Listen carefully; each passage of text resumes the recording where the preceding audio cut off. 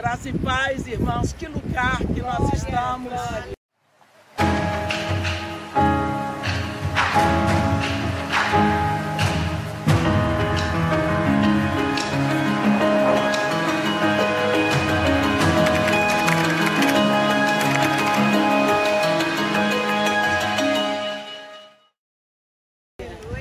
Ouvimos desde que somos cristãos, ouvimos falar no Val do Jaboque, ou Vale do Jaboque.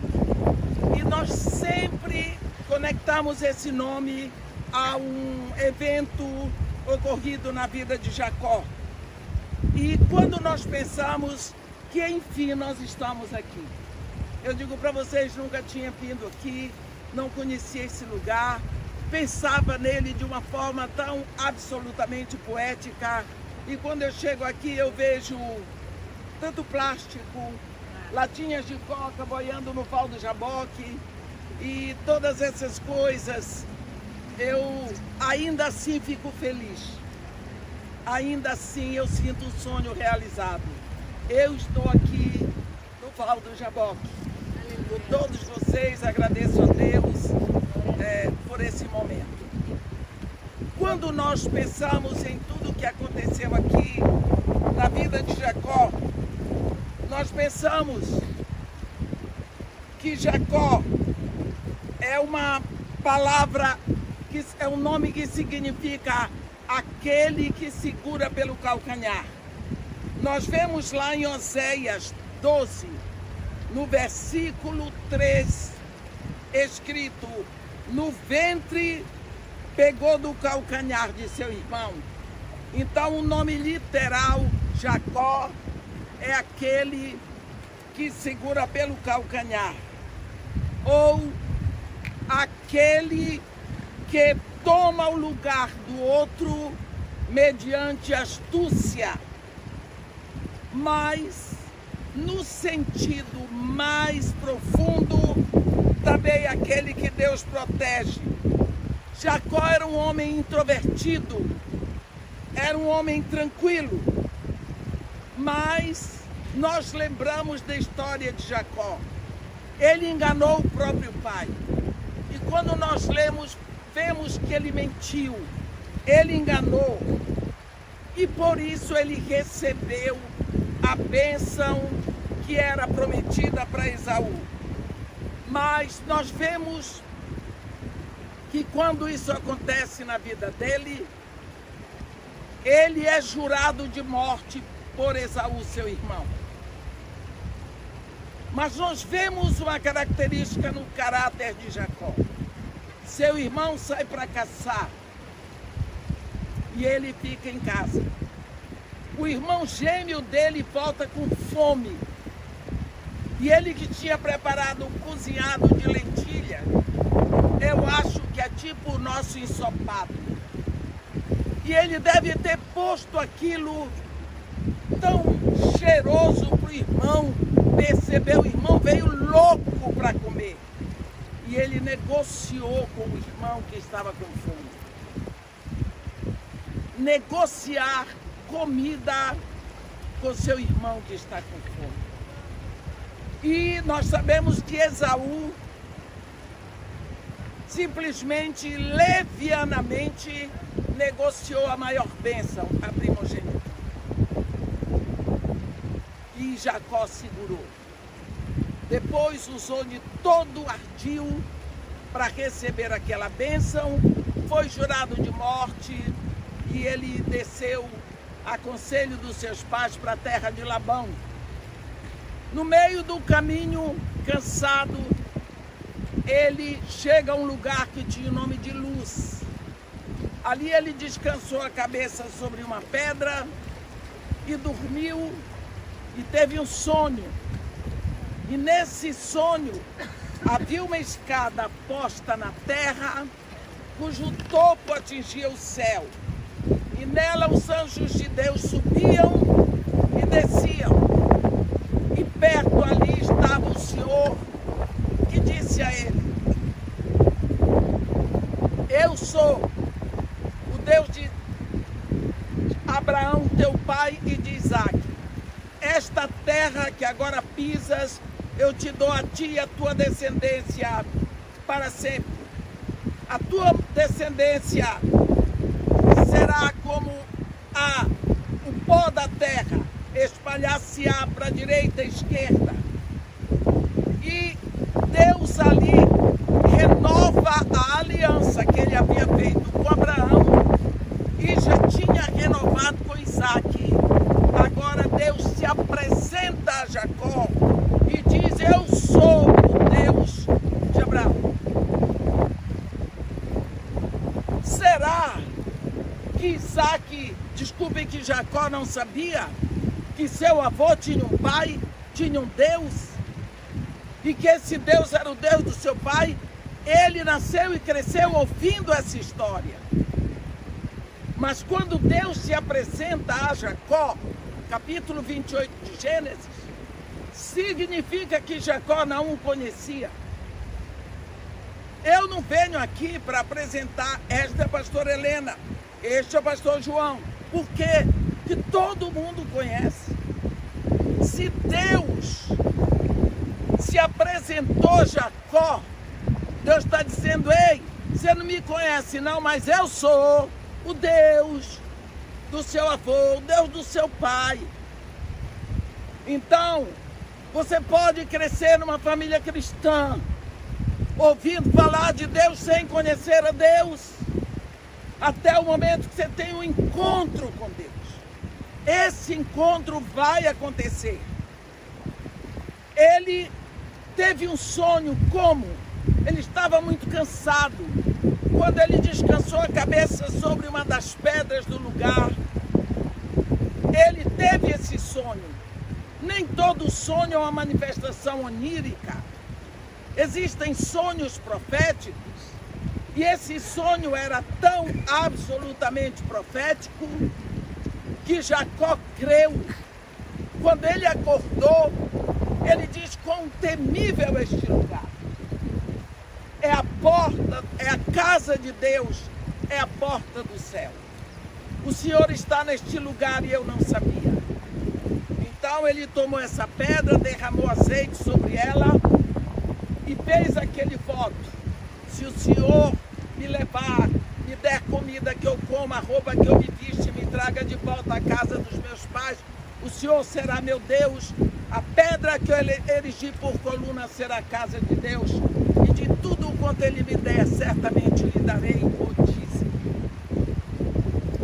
Quando você descansa os seus pensamentos, suas preocupações sobre uma rocha chamada Jesus, seguramente você vai ter uma visão mais profunda de Deus.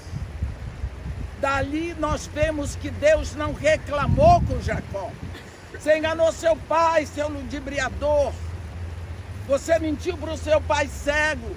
Você pegou a bênção que era do seu irmão. Deus não reclamou nada com Jacó. Ele desce. Chega na casa de Labão. Ele viu as duas primas. Nós sabemos que ele se apaixonou de imediato por Raquel e prometeu pagar 7 anos de serviço para ter Raquel para a esposa dele. Foi o dote que ele estabeleceu. E quando se cumpriram os 7 anos, ele reclamou: está na hora. Labão arrumou lá um banquete e de noite passou Lia para a tenda. Jacó reclamou no dia seguinte. Nós vemos que ele era um homem um tanto quanto insensível, porque ele dormiu a noite toda com Lia. Ele coabitou, a Bíblia diz, com Lia. As pessoas dizem: mas coitado, ele não viu. A Bíblia não diz que ele saiu tropeçando nas coisas. Então deu para ele ver alguma coisa, que ele fez o que tinha que fazer. Ele só não viu o rosto da moça. Significa que ele não estava muito interessado no rosto. Mas ele reclamou com Labão, e Labão deu Raquel por mais 7 anos. Então Jacó trabalhou 14 anos para o tio, para pagar as 2 esposas. teve direito às servas dela, Bila para a serva de Raquel e Silpa para a serva de Lia. Mas, quando ele pagou os 14 anos, Labão disse: e agora? Qual vai ser o seu salário? Ele disse: olha, eu vou fazer o seguinte, as ovelhas que nascerem salpicadas ou listadas ficam para mim, as que nascerem lisinhas, limpinhas, são tudo bem. E nós vamos ver uma armação de Isaac. Ele é tido na Bíblia como o primeiro tatuador. Ele vai tatuar ovelhas. Ele pegou umas varas verdes. Eu não consegui endireitar isso aqui para ser uma vara, mas pensa que é uma vara. Ele pegou varas verdes de gálbano, onixa e zoraque. E ele pegava assim, cortou com um canivete lá dele, e tirava uma lista, tirava outra, e deixava entre uma e outra a parte de dentro. E essas árvores são árvores que dão uma tinta que é indelével. Ela não se apaga. Então ele fez uma cerca com essas, gálbano, estoraque e onixa. E todas as vezes que as ovelhas fortes iam parir, ele botava ali para o bebê já nascer espremido ali, e com a água eles ficavam tatuados. Então eles já cresciam listados. E porque havia alguma mistura dessa resina com a água, às vezes ficavam manchados. Então esses manchados e listados passavam a fazer parte do rebanho de Jacó.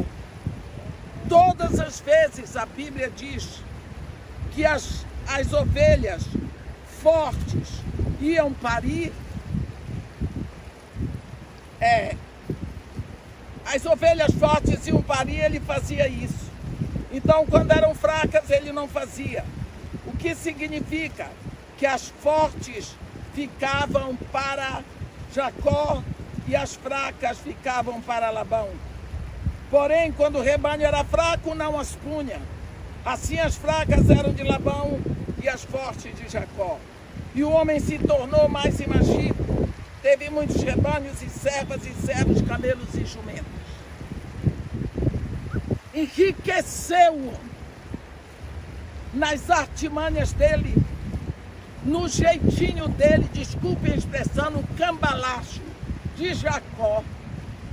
Só que os cunhados dele viram a prosperidade de Jacó e disseram: não é possível, de uma hora para outra as melhores ovelhas nascem listadas ou manchadas. Eles não sabiam qual era o ardil de Jacó, mas eles sabiam que Jacó estava se apoderando do rebanho do pai deles. Então eles olhavam para Jacó, mas a expressão do rosto não era boa. E Jacó percebeu que o olhar de Labão já não era bom para ele, e ele percebeu que estava correndo risco de vida. Ele tinha que sair dali. Mas como ele ia sair? Se ele voltasse para a terra do seu pai, ele estava jurado de morte por Esaú. Se ele ficasse ali, ele ia morrer na mão dos filhos de Labão. Ele se encontra aqui no que chamamos de um pirrairote. Nós dizemos lá no Brasil: se correr o bicho pega, se ficar o bicho come. Mas ele tinha uma promessa de Deus. Lá de Betel, ele tinha uma promessa de Deus. E por isso, ele pega a família dele e desce. Muitas coisas aconteceram no caminho. Mas, enquanto todos caminhavam, Jacó tinha uma preocupação: como eu vou enfrentar meu irmão? eu estou jurado de morte. Eu aprontei com ele, eu me apossei da bênção, eu enganei meu pai. Ninguém ali sabia, mas ele sabia. Ele tinha uma aflição no coração. Esse homem não tinha paz.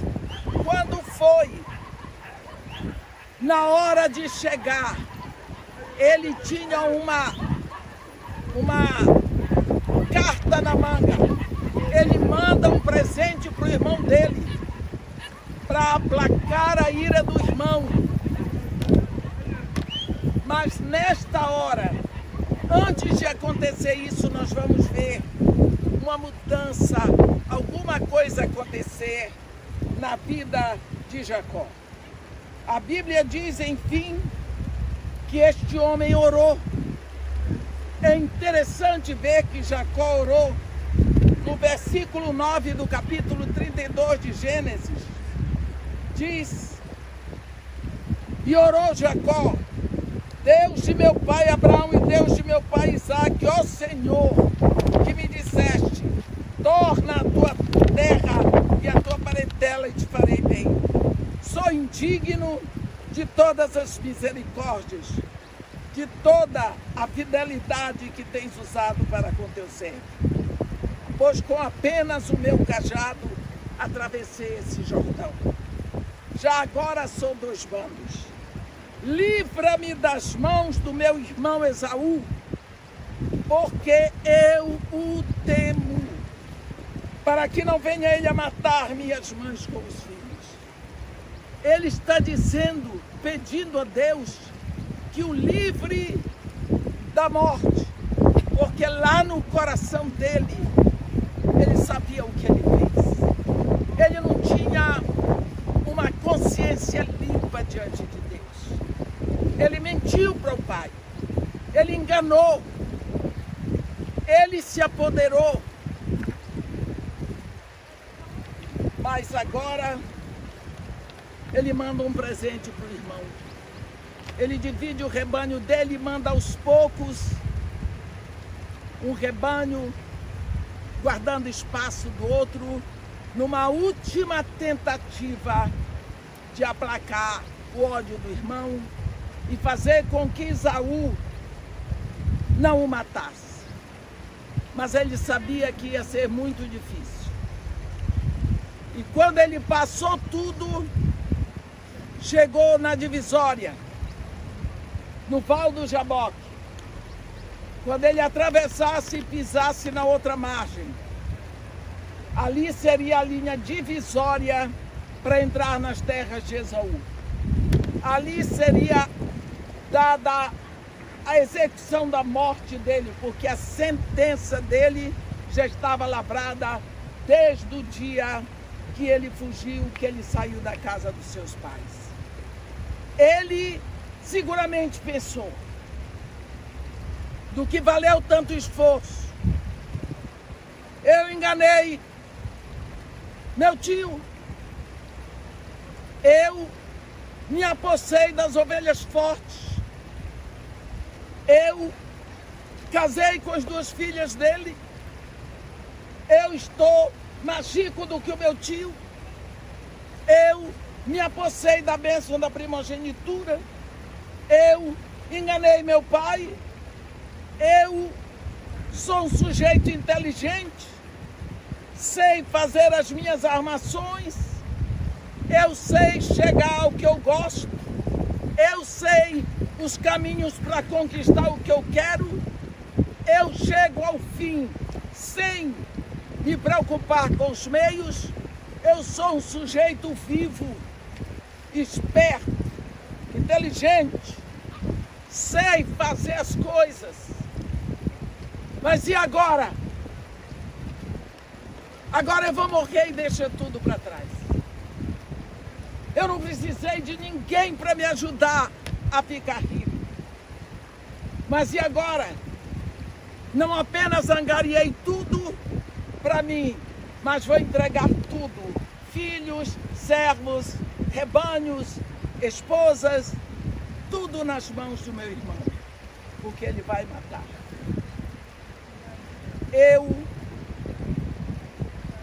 Agora só Deus pode me livrar. Então ele ficou, na hora de atravessar, ele recuou. Ele tinha medo de pisar no outro lado. E o coração dele clamava por Deus. O Deus que lhe apareceu em Betel. O Deus que disse para ele retornar. E a Bíblia diz que lutava com ele um homem, um anjo. E ele lutou. Quantas vezes nós achamos que batalha espiritual é expulsar demônio? Se fosse, seria tão fácil, porque expulsamos em nome de Jesus.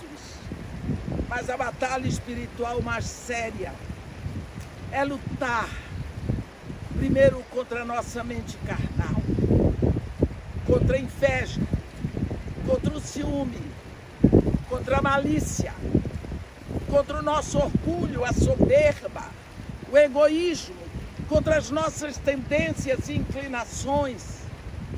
Como diz a Bíblia, contra o pecado que tenazmente nos assedia.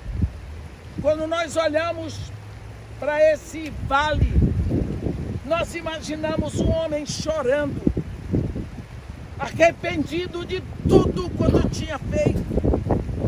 Oh, se eu pudesse voltar atrás. Oh, se eu pudesse recomeçar. Oh, se eu pudesse ressuscitar meu pai para começar tudo de novo. E ele lutava, ele precisava de uma visão, ele precisava de uma estratégia. A inteligência dele não tinha mais maracutaias, não havia, e ele precisava de Deus. E o anjo disse: está demorando muito a tua luta, tenho que ir. Ele disse: não, se tu não me abençoares. Eu preciso da bênção, é tudo o que eu necessito. Não, os rebanhos não me salvarão, o dinheiro não me salvará, nada que eu busquei na vida vai me salvar, só a tua bênção. E ali Deus faz uma pergunta para ele, que poder fazer para cada uma de nós hoje: como tu te chamas? Eu gosto muito dessa pergunta, porque algumas vezes nós pensamos que Deus diz qual é o teu nome. Como tu te chamas? Quem tu és? Lá no fundo, que ninguém sabe, mas tu sabes. Tu sabes quem és tu. Quem tu és? Me diz. Me diz quem tu és. Jacó parou e diz: eu sou Jacó. Eu sou usurpador. Eu sou aquele que pega pelo calcanhar. Eu sou suplantador. Eu sou aquele que toma o lugar do outro mediante extorsão. Eu sou aquele que me apodero, que uso de meios escusos para me apoderar do que é dos outros. Esse sou eu. Ele reconheceu. Ele vomitou diante de Deus. O velho homem, tão escondido, tão guardadinho, tão protegido, tão camuflado, como nós camuflamos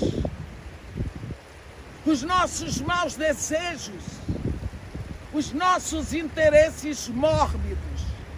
Nós camuflamos, enfeitamos, cuidamos tão bem da nossa reputação, sem saber que aquilo está nos afundando. Deus disse: tá bom, tu te chamas, tu reconheces que és Jacó. De hoje em diante, uma vez que tu vomitaste essa natureza velha, esse nome velho, tu recebes um novo nome. Te chamarás Israel, príncipe de Deus. Aí no vale do Jaboque morreu o Jacó e nasceu Israel. O anjo tocou a perna direita de Jacó e ele saiu manquejando. E vem um versículo lindo que diz: nasceu-lhe o sol quando ele atravessava Peniel e manquejava de uma coxa. Quantas vezes o sol tinha nascido para Jacó? Jacó era um adulto, mas naquele dia era um sol diferente. Era um sol de liberdade. Era um sol que brilhava. Era uma natureza nova. Não havia o peso, a vergonha, a dor de se apossar do que não era dele. Ele estava livre da carga. Ele estava livre do pecado. Ele confessou. Nasceu-lhe o sol quando ele atravessava Peniel e manquejava de uma perna. Quando ele levanta os olhos, Esaú vinha encontrá-lo com 400 homens. Era o exército de Edom. Eram 400 edomitas. Porque eles vinham com 400 homens, eles vinham para matar Jacó. A Bíblia diz que quando eles se encontram, os dois irmãos, um pulou nos braços do outro e se abraçaram. O que fez com que Esaú, então, a Bíblia diz que, levantando Jacó os olhos, viu que Esaú se aproximava e com ele 400 homens. Então passou Lia os filhos, as duas filhas, e aí ele diz: então Esaú correu-lhe ao encontro e o abraçou, arrojou-se-lhe ao pescoço, o beijou e chorava. Porque Esaú não o matou. Porque Esaú veio para matar Jacó, mas encontrou Israel. Jacó já havia morrido no Val do Jaboque. Ele encontrou Israel. Quem mudou não foi Esaú. Esaú continuava com instinto assassino, querendo matar Jacó, mas ele não podia matar quem já estava morto. Jacó mudou. Às vezes nós queremos mudança na vida da nossa família. É preciso que eles vejam a mudança em nós. Nós é que precisamos mudar, para que eles vejam a mudança em nós e possam nos abraçar. Amém? Amém? Que você faça uma revisão do que aconteceu aqui no Val do Jaboque, na vida de um homem igualzinho a nós. E que nós possamos ser transformados numa vigília, numa oração, num pedido, entregando a velha natureza, vomitando a nossa verdade diante de Deus. Amém. Se tu olhares, Senhor, pra dentro de mim,